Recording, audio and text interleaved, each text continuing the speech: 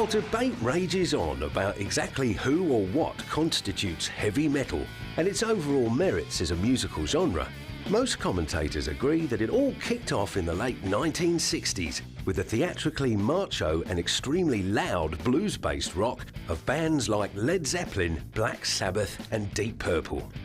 The evolution continued with harder-rocking British bands like Judas Priest and Motorhead and the more punk-influenced Iron Maiden and Def Leppard. While over in America, Aerosmith, Alice Cooper and Kiss were slapping on the grease paint and strapping on the high heels. The glam metal mantle was taken up in the early 80s by the pretty boys of Mötley Crüe, just as the more aggressive playing style of Metallica and Megadeth was ushering in yet another subgenre labelled thrash metal. Doom metal, black metal, speed metal, gothic metal, progressive metal, Viking metal, symphonic metal and new metal are just some of the offshoots that have sprung up since, to prove that screeching guitars and screaming vocals have lost none of their mojo. And those early purveyors of hard rock who have survived to tell their tale have become the elder statesmen in a subculture that is now celebrating 40 years of independence from the mainstream. Displaying as much stamina as the genre they pioneered, many of these acts are jumping on the comeback bandwagon to surf the wave of nostalgia flooding the public consciousness. Wearing the ravages of their excesses like honourable battle scars, these founding members of metal are enjoying a huge resurgence in popularity and savouring plenty of retrospective respect.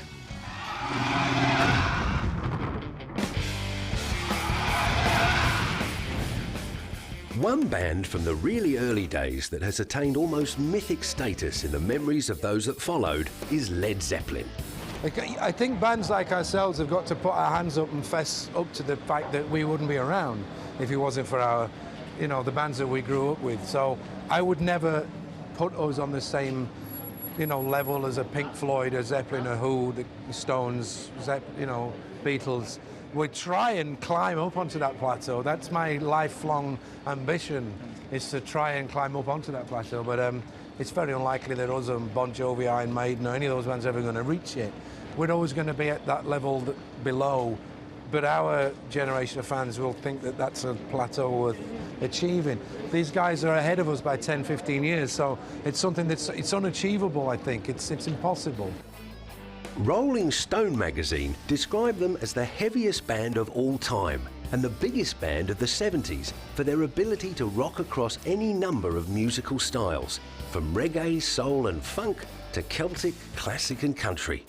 Jimmy Page's heroin abuse, the death of Robert Plant's son and drummer John Bonham's untimely death led to the band's split in 1980. And quitting while they were ahead in terms of artistic and commercial success ensured the preservation of their legendary status. In 2003, the surviving members of the band turned out for a special screening of a Led Zeppelin DVD, which chronicled the band's live journey that had ended 23 years earlier. I never actually made it to a Led Zeppelin gig because I was always working, so it's like, to sit there as a fan, because we got the 5.1, the surround sound, it just feels like we're at a show. There's people like cheering and all that. The DVD went platinum 4 times over ahead of its release, which came as no surprise to lead singer Robert Plant. If you're going to get this chronological visitation of Led Zeppelin throughout 4 different times, it's got to be worth having a look at. I was intrigued to see it. I want to know who that guy with the blonde curls was at the front of the stage with no clothes on. In answer to the eternal question about a possible Led Zepp reunion, guitar hero Jimmy Page was typically non-committal. I don't know. Nobody's discussed it. Isn't that odd? Yeah. I think it'd need us all to get in a room together and be able to look each other in the eyes, and something like you've got a smile there, but pick up the instruments, play a couple of Zeppelin songs, and if that smile's still there, then it might be a good starting point. There was more than a smile 4 years later when it was announced that the band was reuniting for a one-off gig. Ahead of the live tribute to Atlantic Records founder Ahmet Ertegun, fans and fellow musicians were beside themselves. I think I never thought I'd get to see Zeppelin live. I just can't believe it's about happening in about 3 hours' time, As a kid, I was a big fan as a kid, and it was right in my sort of era, and I was coming to the tail end of it, and I was sort of waving my ticket at people. I don't have one, so yeah. You all, I've got one, you haven't.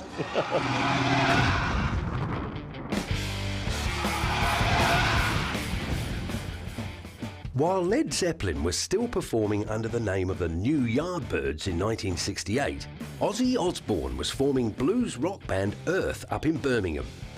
Incorporating occult-themed lyrics and tuned-down guitars, they went on to become Black Sabbath and were named #1 on MTV's countdown of great metal bands. In 1980, they fired Ozzy from the band, and after several reunion tours, original members Tony Iommi and Geezer Butler teamed up with their 80s frontman Ronnie Dio to rock on under the name Heaven and Hell. Although Black Sabbath has seen a lot of changes over the years, Tony claims that all the stopping and starting has been an important part of the journey. It does happen, you know, it happens with a lot of people, but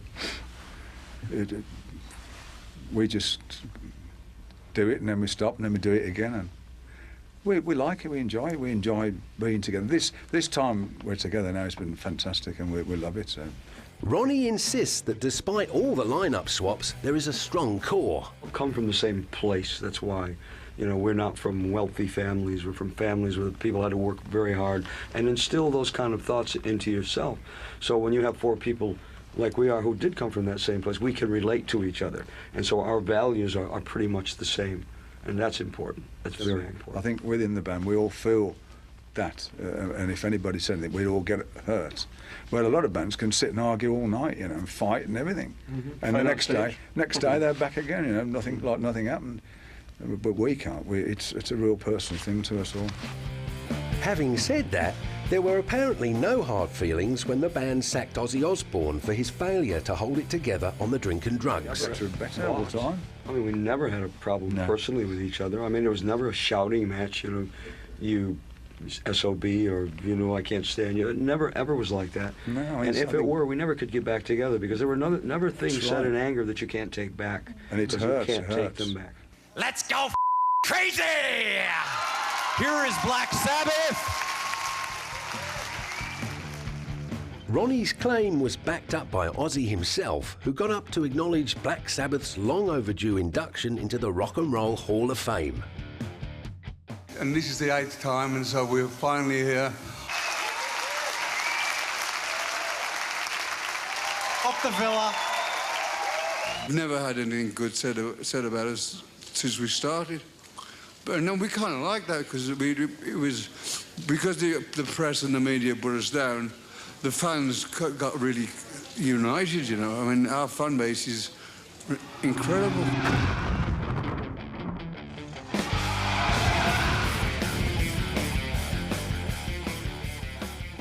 While Ozzy has never looked back career-wise since leaving Black Sabbath, he did draw musical inspiration from the early days for his 7th solo studio album in 2001. And I was sitting in my room one day and I thought, where did it all begin for me? And I thought, Black Sabbath. But then I thought, before it was Black Sabbath, we were called Earth. And I went, yeah, it was Down to Earth. And I went, bing, that's what it's going to be called, you know.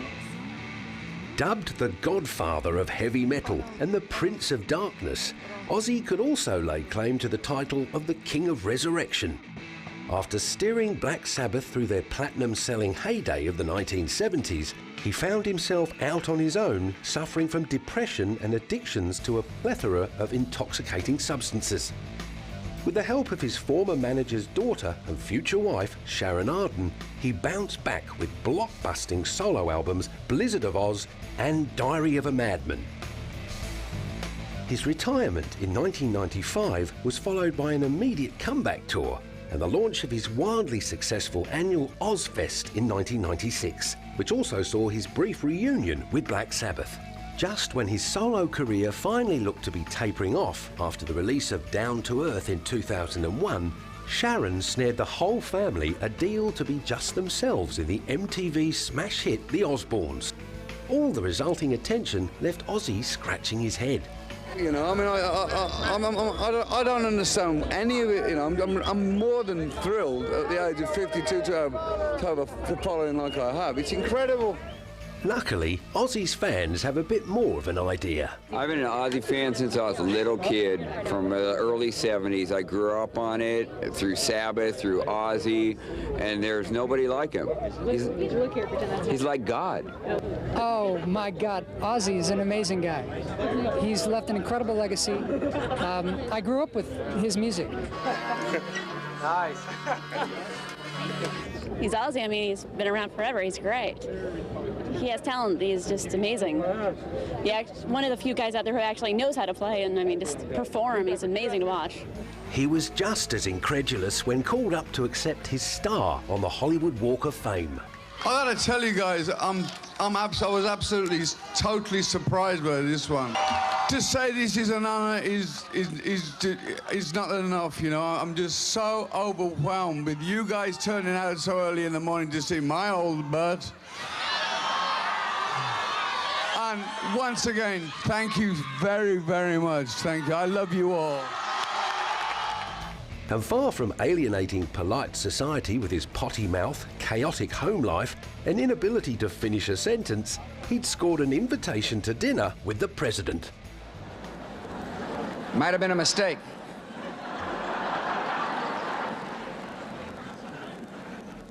Thinking about Ozzy is he's made a lot of big hit recordings.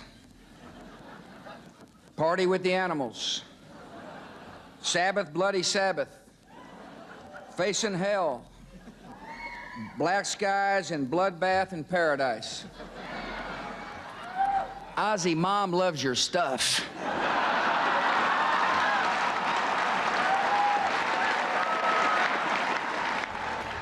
He even drew comparisons with the president. You know, actually, Ozzy Osbourne and the president, they got a lot in common. Yeah, first of all, they both love their families. They're both family men. They both partied a little too hard when they were younger. Half the time, you can't understand a word either one of them are saying.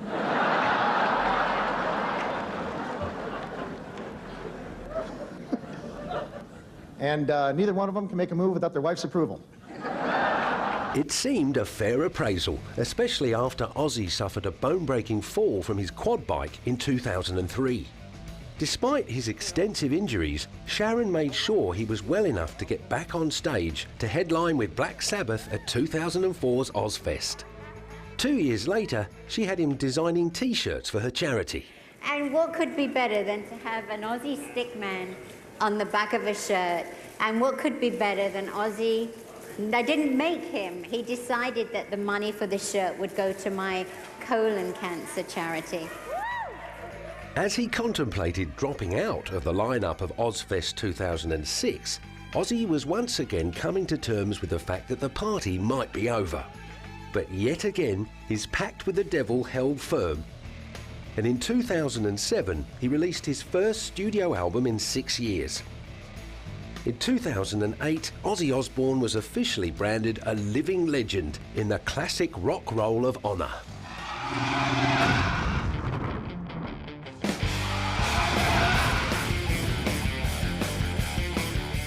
Alice Cooper beat Ozzy Osbourne to the living legend honour by 2 years, and at 10 months his senior, the American shock rocker seems to have arrived at the Big 6-0 in much better physical shape. That could be because the hard-hitting horror he introduced to rock and roll has only ever been an act. They knew I grew up in a Christian home and all that, but they also knew my sense of humor. And I think it took a while for the public to catch on to my sense of humor, and now they understand it, you know. But, you know, my dad was a pastor, my father was a pastor, my wife's father's a pastor, and I'm Christian, you know. But I still don't have any problem playing the villain because I think it's classical. Not to mention a lot more fun. Oh, by far. The villain always gets the best lines. I mean, you know, think of any movie you've ever seen and think of, you know, who really had the best lines in the movie. You know, the Joker had all the great lines in Batman. Captain Hook always had the best lines in Peter Pan. You know, the Sheriff of Nottingham was always had that great snappy comeback. Yeah, the villain's a lot more fun to play. But what about the prissy name? Oh, that's the oldest question of all time. Now, really, you know, I do a song now called "It's the Little Things," and it talks about how you can burn my house, you can cut my hair, you can poison my cat, but if you ever ask me how I got my name, it's the oldest question in the world. You know, Alice Cooper is just, it was something we came up with years ago, 30 years ago, that was, there were too many rock heroes. We needed a rock villain, and I was more than happy to be that villain. Alice Cooper was given the go-ahead because of its sinister quality. And it's a name that has done very well, not only for Alice, whose real name is Vincent Furnier, but also for the members of his original band. The story goes that as Alice Cooper was the name of the whole band, he's since paid a yearly royalty for its use. Although no one knows exactly how much, insiders agree it's enough to keep the rest of the band living comfortably. But for Alice, it isn't about the money. When we had 2 #1 albums out in a row, I had no idea how much we made on an album. I didn't know how much we made per concert. I didn't know how much we spent. I didn't care. I cared about the fact that we were living this great lifestyle, that every night there was a huge audience there, and they loved the music and they loved the show. The last thing on my mind was, how much is a ticket? I don't know. I'll be honest with you, I don't know how much a ticket is tonight. I don't know how much a t-shirt is. I make sure I don't know that stuff, because that takes away from the sheer joy of the show. Too many young kids now know that they make 8.3% of every, you know, t-shirt sold. They shouldn't be caring about that. They should be caring about the band. They should be caring about the music. They should be caring about the audience rather than that. So these bands, I give them 2 years. If they can get past 2 years, I'm usually very surprised. Record companies also do not try to promote careers anymore. They're in it for the fast buck, and that's too bad. For the ultimate showman, it's all about entertaining the audience. After 40 years of decapitations, spurting blood, 2-headed babies, and the odd leather-clad dominatrix, he has some words of advice for some of the newer kids on the block. Too many bands are so self-righteous and so self-important. And you know, you get to a point where you just want to say, hey, it's rock and roll, come on. This isn't, you know, the grand ballet. This isn't Shakespeare. This is rock and roll.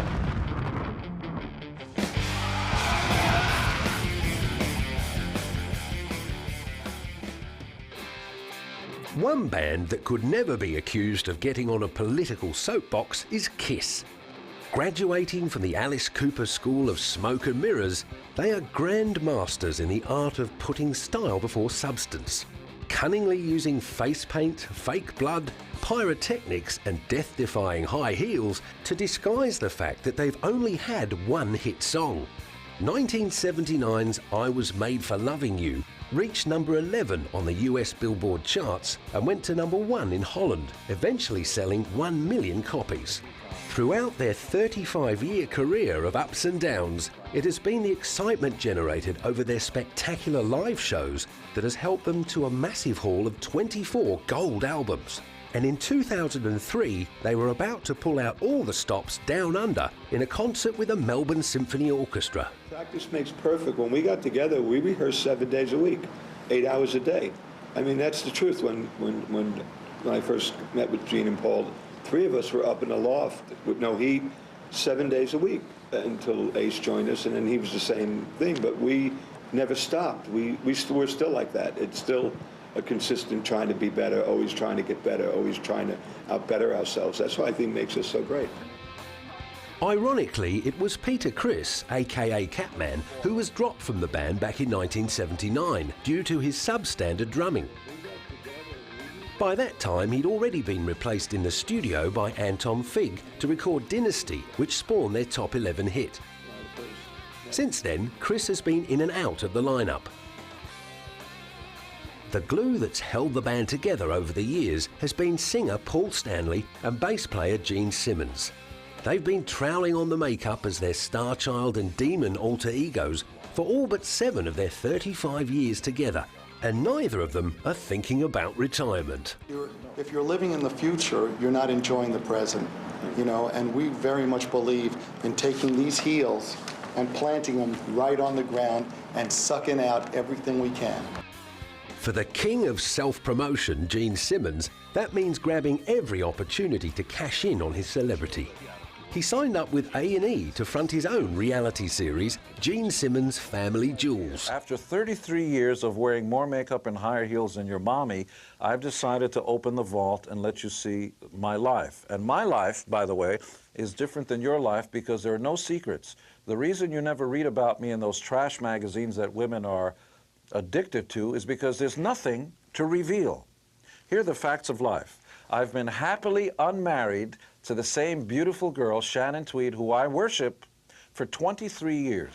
This notion of negotiating with kids is lunacy. What's happened to us? Western civilization, the fall of the same. Parents are negotiating with their children, which is nuts. Number one, kids are not qualified to make any decisions. They've had no life experience. Number two, there are no repercussions for bad behavior. Number three, most importantly, do as I say, 'cause I'm bigger than you are. But then Big Gene has never been known to suffer much from a lack of confidence. Live up to how we introduce ourselves. You wanted the best, you got the best. The hottest band in the world. You know who.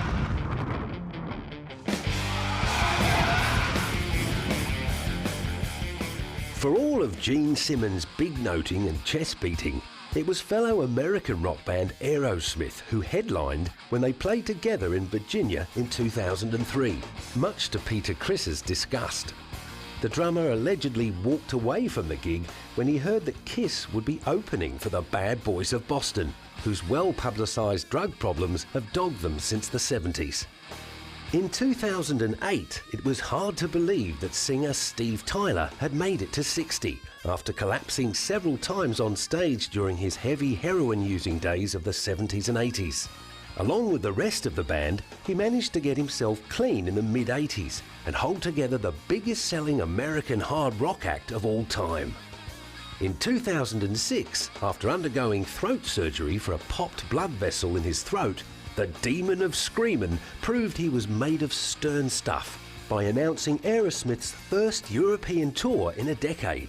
Big time. Can't wait to hit the stage at Hyde Park this summer. Roger Waters, The Who played there last year, I believe, and the Stones, right in the 60s. That's when Brian Jones passed, and Mick let all the birds fly, the doves.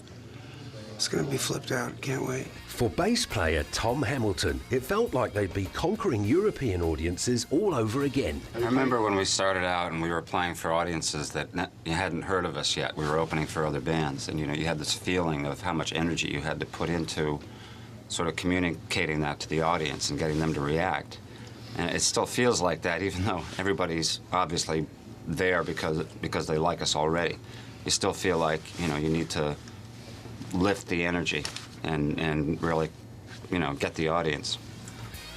To give themselves an opportunity to really get the audience, they kicked off the tour with a tiny gig at London's Hard Rock Cafe. It's more intimate. It's easier to get spit at. It's easier to get their reaction back.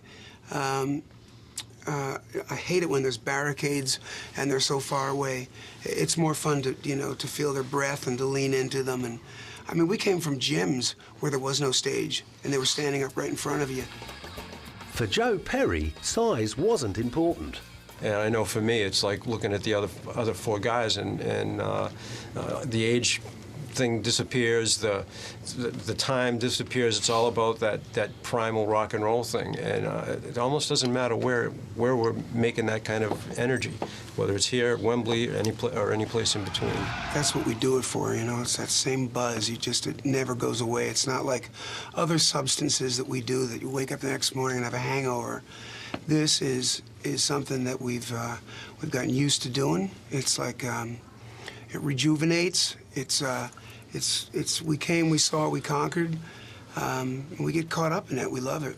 And when we're off the road, we miss it like crazy. And we haven't been here in so long that we got to make up for lost time.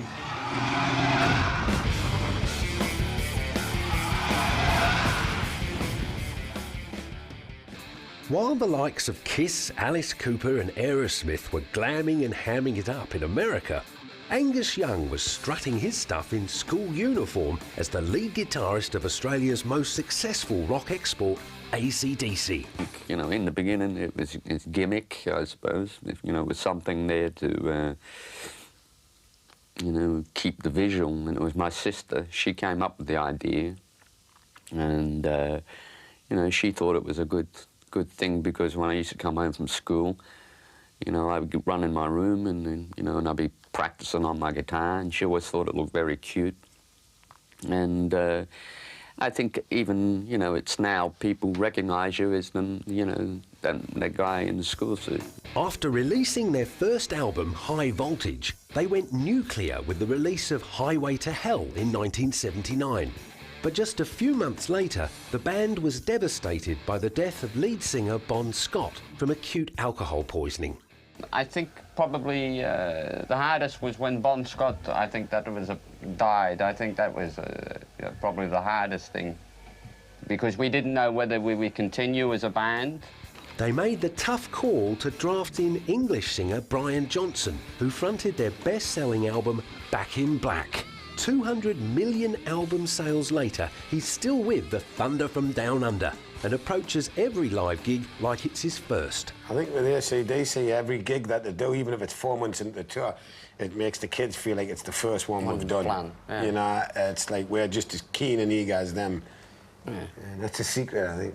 Yeah. It's a case of you can't go on and rest on your laurels. You've got to get on there and show them yet again you're better than what you were 4 years. You know, I always like things that, you know, you can tap your foot to, and that's, you know, you've got to have that. You know, you've got to have that ingredient. You've got to have, you know, tracks, I think, that, you know, instantly grab you, and it's got to sound like AC/DC, and, you know, for the people who know you as AC/DC, you want them to be able to say, oh, that's AC/DC. Yeah, it's because of people like you that recognise good rock and roll, you know, and we enjoy playing it, and because, thank God, there's people like you and the fans in Paris there that recognise there's no bull to the music, you know, it's just good time, it's just rock and roll, you know.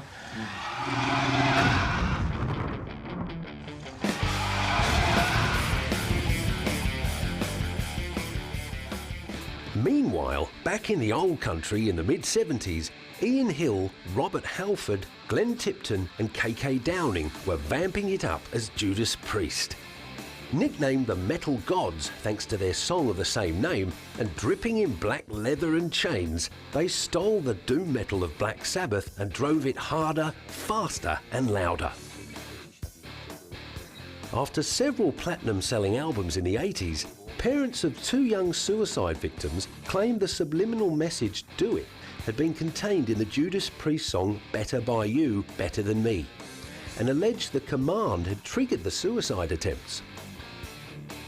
12 years later, the Metal Gods proved you can't keep a good band down by reuniting for the release of a Metology box set, and by 2006, the former alleged devil worshippers were invited to play for the establishment at the Albert Hall. Royal Albert Hall is a very prestigious venue, and it's a delight for us, as far as we're aware. We're the first ever heavy metal group to perform there. So that's a treat and a thrill, and of course being a British heavy metal group in our home country is even better. And then on top of all of that, you got the first band ever to bring a Harley Davidson motorcycle roaring across the stage of the Royal Albert Hall. I shouldn't think that Queen Victoria had that in mind when she built it for Prince Albert all those years ago. But it's just a multitude of great moments for everybody. It's incredible. Rather than encouraging teenagers to top themselves, they were attempting to save young lives by raising money for charity. And so we've always felt that metal can do just as much good for a great cause, which is this is, as any other form of music. And I think tonight we're out to prove that and do a lot of good for the Teenage Cancer Trust. And there's no better place to do it for me than the Albert Hall. I think I'm excited, really excited. Like so many of their hard-living, hard-rocking peers who were never supposed to make it past 30, Judas Priest have come back from the dead to get back on the road with their new album, Nostradamus. We love this band. We love heavy metal. We love Judas Priest music. We knew there were a lot of people out there. But having said that, it couldn't have gone any better. You know, we were welcomed back with open arms, and the reactions have just been tremendous. More metal? More metal. More metal from Priest? Much more metal. Much. Yeah. MMM. Yeah, the triple M.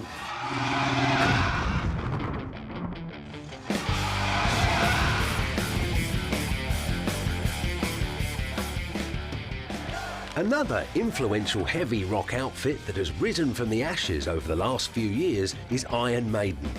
In 2000, vocalist Bruce Dickinson and guitarist Adrian Smith shocked fans by announcing they were returning to the fold after 7 years. And in 2006, they were finishing each other's sentences as they talked up their album, A Matter of Life and Death.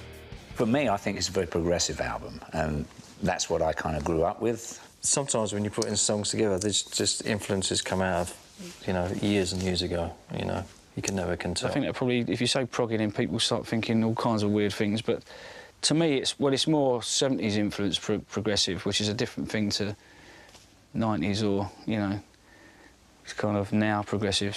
I don't think it's that much of a departure from what Iron Maiden is all about, because I think we always take a chance. Very famous drum kit, this. All my lovely cymbals, nice signature series, reflected. We don't really force the issue, it just happens naturally, you know. There's enough guitar on this album really to satisfy us beyond our wildest dreams, you know. Kind of singing that I do is very physical. It, you know, it makes a lot of racket and uses a lot of muscles, and I sweat buckets. I mean, I go out there and come in after a vocal performance, and I'm sort of pretty drenched. And after all their years of holding together the rhythm section, something finally clicked for Steve Harris and Nico McBrain. Every album we have, me and Nico have a blazing row, always about the same thing, because we'll work something out in a rehearsal, and then basically, you know, he'll change it. But I could never make out whether it was because he couldn't remember it, or because he's like that and just wanted to stick a little bit extra in there, and, you know, like drummers do. Every album, even before Jan joined the band, from 1983, we'd have an argument about something. Yeah. But this time, because we had it, you know, recorded down, and that was it. There wasn't that change. There wasn't them arguments going on, because he would learn it, and that's how we rehearsed it, and that's what worked. And it was funny, on the last day when we recorded Yannick's song, The Legacy, which is the last track on the record. And I said, Clarence, yeah, do you realise something? He said, yeah, we ain't had an argument, have we? I went, no, that's incredible, isn't it? All these years. He said, there's something wrong with you, Nick.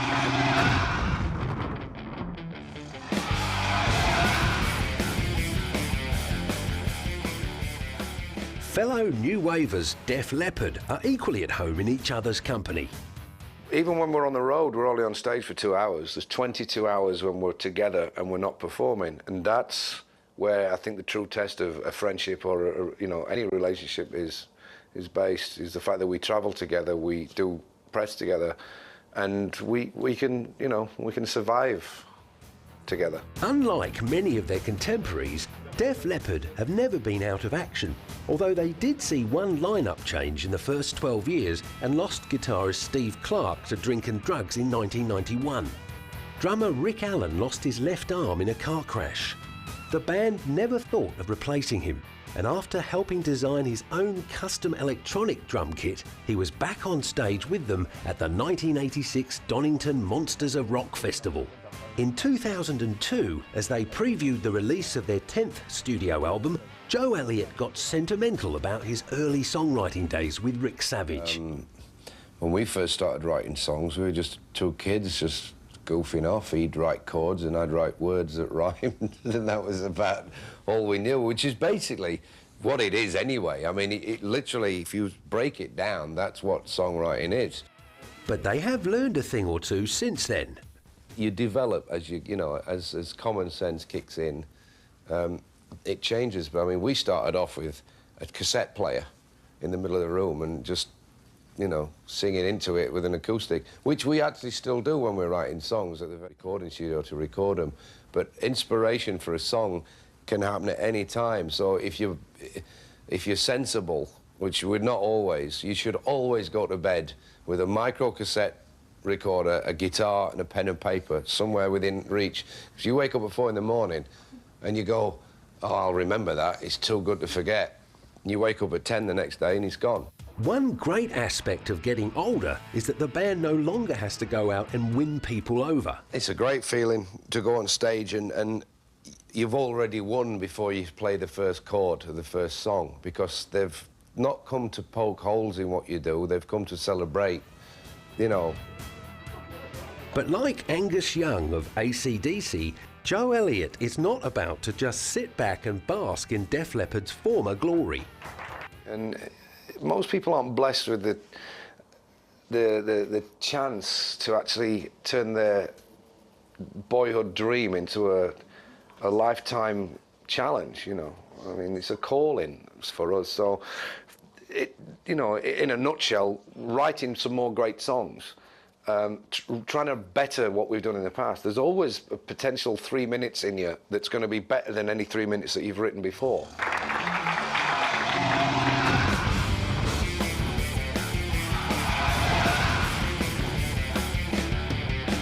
While Iron Maiden and Def Leppard are full of the warm and fuzzies, not every old-school rock act is all loved up.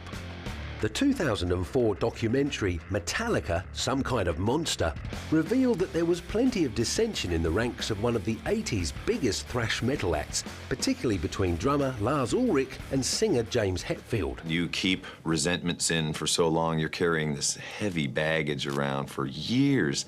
The other person has long forgotten, but you've held it in and just built up a huge story about it. And it's so good to let all that insanity out, you know?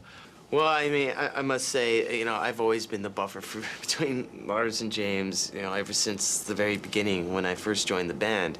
It's just that this movie is the first time that cameras actually caught me in that position. The documentary, which was originally intended to follow the making of Metallica's 8th studio album, Saint Anger, changed direction when guitarist Jason Newsted walked out and left the 3 remaining members to confront their demons and each other. The film ended up documenting their journey through group therapy. Going to therapy on its own is tough enough. Why did we do it? I don't know. Metallica are up for challenges. I think it was a good, excellent mirror to see ourselves in.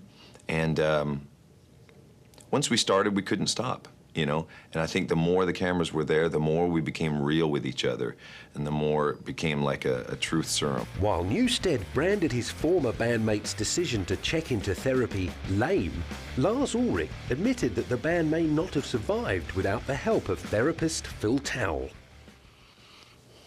Probably not. Probably not. Look, I'm not great with what-if questions. But I would say that if Phil was not around, it would probably have been a very, very different story. As it was, they came out with a #1 album and a Grammy Award for Best Metal Performance. That's right. They were honoured by the ASCAP Awards for their artistic career achievements. One is dedicated especially for the songwriting, which I love, and that's why I got in a band. You know, the first band I got in, I wanted to write songs. So people connecting with the creation that we come up with is amazing.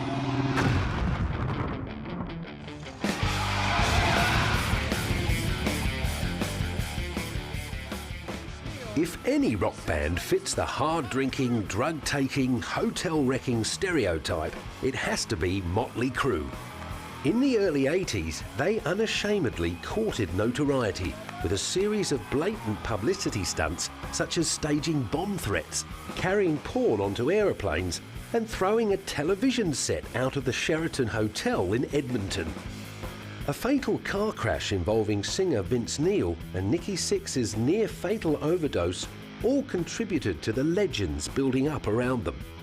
But it wasn't until they sobered up in 1989 that they had their one and only #1 album, Dr. Feelgood. Throughout the wilderness years of the 90s, bad boy drummer Tommy Lee kept himself in the headlines with his on and off again relationship with Baywatch babe Pamela Anderson. But in 2004, the Crüe were ready to jump on the rock reunion gravy train for a new compilation album called Red, White and Crüe. 2 years later, even the most notorious rock band in the world were going legit with a star on the Hollywood Walk of Fame. I was noticing that we have the Erotic Museum in Fredericks right here, so I think this is a perfect place for the star. What do you guys think? Who loves you more than anything in the whole world? I love you guys. Thank you. This is f***ing incredible. What? I got a star on Hollywood Boulevard.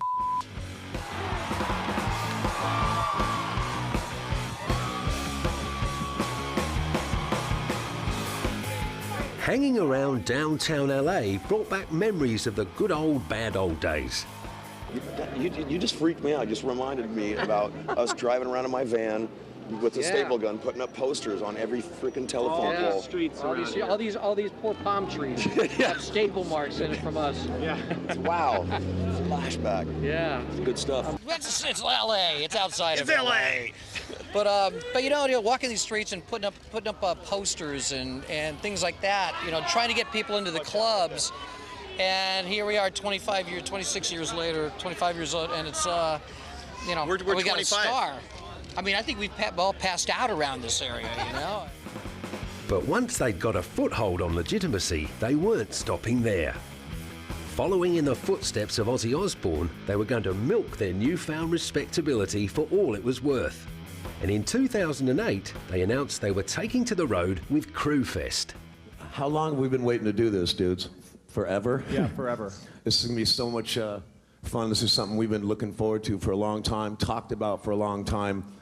And hopefully this thing transpires into somewhat of an Ozfest and carries on for years and years and years, which would be badass, right?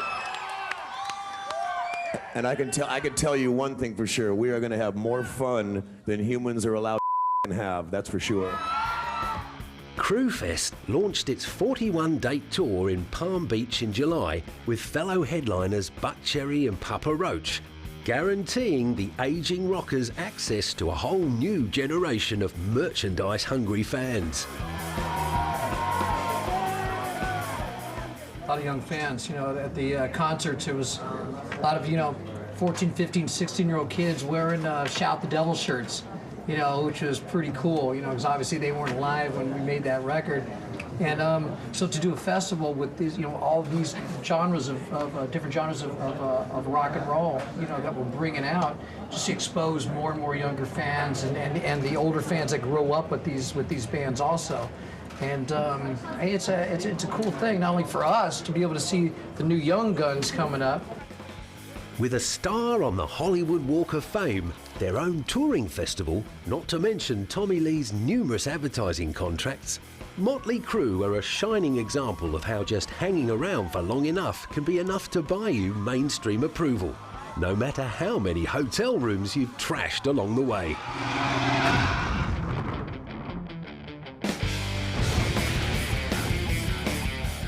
But if there's one person these old rockers really need to thank for their resurgent popularity and mainstream acceptance, it surely has to be Sharon Osbourne. Not only was she the brains behind the creation of the annual Ozfest, which helped re-stimulate interest in heavy metal in the 1990s, she also masterminded the deal with MTV that spawned the smash hit reality show The Osbournes. As the world fell in love with the shuffling, shambolic Ozzy, his well-documented abuse of narcotics and small animals melted into endearing reminders of his colourful past.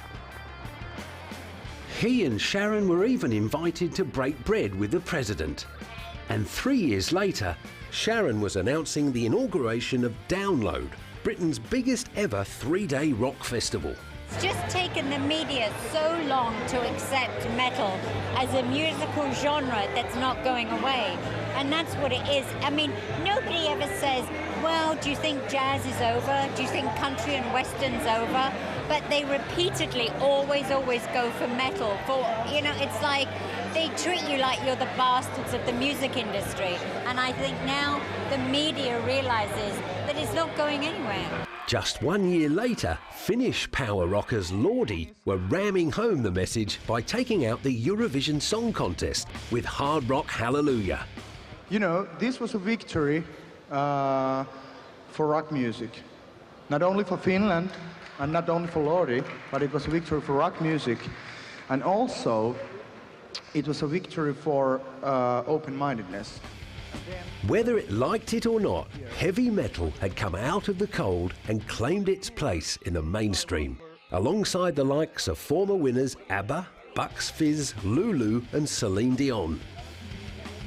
While Lordi's high camp and costume brand of power metal harken back to the late 80s, many of the younger proponents of so-called new metal seem to be taking themselves and their music much more seriously. Bands like Linkin Park, Bleeding Through, Stained and Disturbed have replaced the makeup and theatrics of traditional heavy metal with politics and navel-gazing angst. You know, heartbreak does exist in places like Orange County, so I'm sort of like the voice of like people that can't never be heard there, you know, so that's the reason why the lyrics are like they are. For a while there, in the mid-2000s, the retro metal of bands like Wolfmother and The Darkness heralded a return to the more flamboyant, tongue-in-cheek performance style of Led Zeppelin, AC/DC, Kiss and Aerosmith. But with both bands recently falling victim to infighting and lineup changes, it looks as though the baton has once again been picked up by the ageing legends who inspired them in the first place, and who absolutely refuse to go quietly.